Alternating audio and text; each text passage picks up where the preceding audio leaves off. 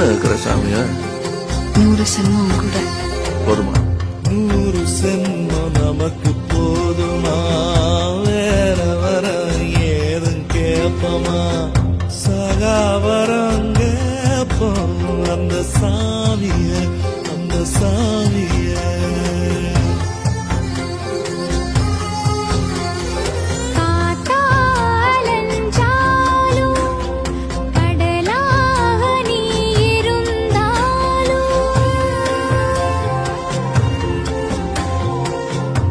ஆகாசமான போதிலும் என்ன ஒரு எடுத்த போதிலும் சேர்ந்தேதான் பொறுக்கணும், இருக்கணும், கலக்கணும்.